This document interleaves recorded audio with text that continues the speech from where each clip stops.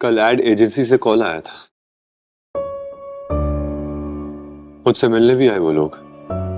उन्हें अपने ऐड के लिए एक नया चेहरा चाहिए।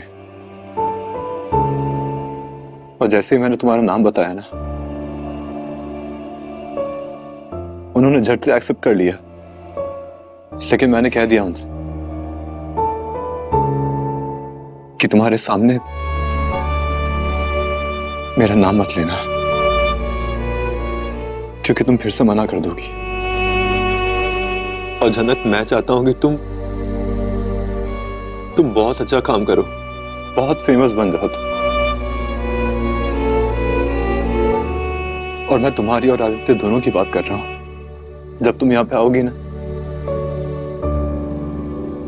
तब तक शायद मैं किसी दूसरे देश जा चुका हूँ। और अब अनिरुद्ध आज बिल्कुल टूट चुका है। झनक से दूर रहना पड़ रहा है उसे, बहुत दूर। और जानता हूं मैं, तुम अपने काम पे बहुत फोकस करोगी, अच्छे से काम करोगी। तुम्हें अब यहाँ पे किसी से लगाव नहीं है। लेकिन शायद तुम अपू दी से जरूर मिलोगी। छोटन, जेठू, बड़ो माँ, इन सब से भी कांटेक्ट करोगी। लेकिन और किसी से अटैच नहीं हो तुम इस घर में। और होगी भी क्यों?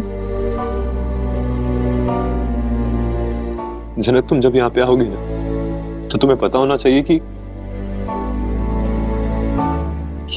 मैं अपनी बीवी के साथ ये देश छोड़ के जा चुका हूँ। बहुत ही अच्छी और खुशहाल जिंदगी जी रहा हूं मैं। और अब अनी अपनी जिंदगी से एकदम हार सा गया है। कोई खुशी ही नहीं अब उसे। अब मेरी लाइफ में सिर्फ गलतफहमी बची है।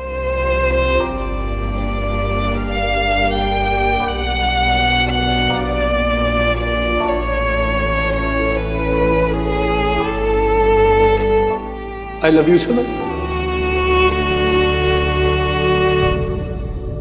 I love you lot।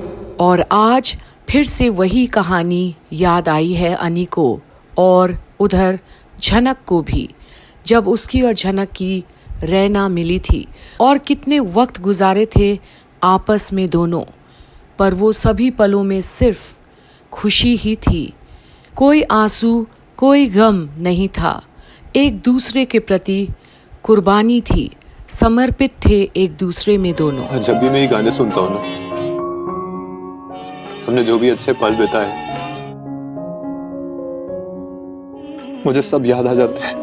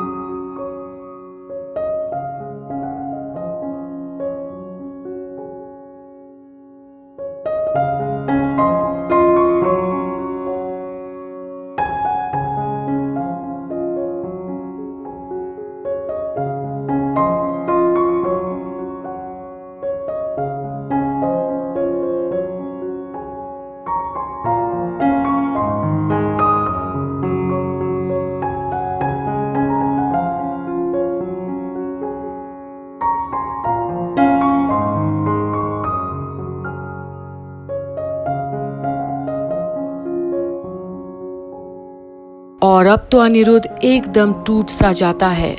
आंसुएं बहते हैं। वो अपने कंट्रोल में ही नहीं, हर एक लम्हा याद कर रहा है झनक के साथ बिताया हुआ।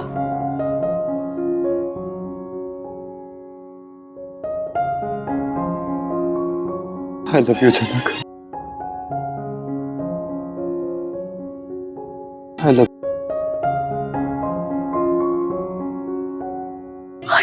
you, Sanji। I love you।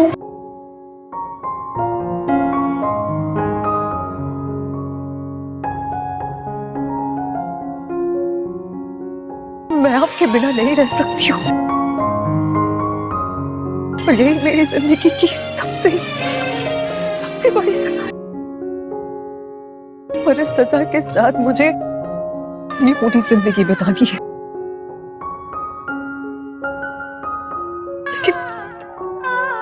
लेकिन मुझे आपसे दूर रहना होगा, आपसे बहुत बहुत दूर। और अब झनक भी अनी को याद करके टूट सी जाती है।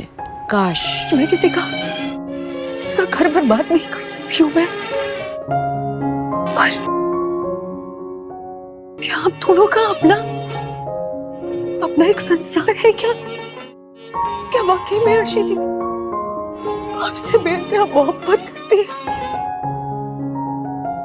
या फिर सिर्फ आप पे अपना हक जताना चाहती है? कभी सोचा है आपने?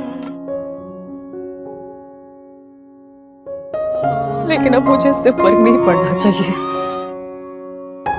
मैं क्या करूं सर जी? कभी कभी बहुत कमजोर पड़ जाती हूँ मैं, जैसे कि आज ये गाना सुनते सुनते मैं खुद को रोक ही नहीं पाई। और अब वही धुन, वही शब्द, वही गीत जिसे यादें ताजा हो जाते हैं। मैं क्या करूं शिव शंभू? कैसे जी पाऊंगी आपसे दूर रह के? मैं नहीं जानती। और आज जहां अनी अकेला पाता अपने आप को, वहीं झनक भी अपने आप को बहुत अकेली पाती है। बस सिर्फ अनी को याद किए जाती है। ये कैसा समा, दो प्यार करने वाले सिर्फ गलत फहमियों की वजह से आज अलग हुए हैं, और ना तो कोई गिले और ना कोई शिकवा, पर मिले भी तो अब कैसे? ये वक्त का ही तकाजा है कि क्या अनी और झनक कभी होंगे जुदा या मिलेंगे एक बार फिर। देखते रहिए कंप्लीट बॉलीवुड पर। झनक की आज की आने वाली सारी अपडेट्स में आगे क्या होता है ये दो टूटे दिलों के बीच।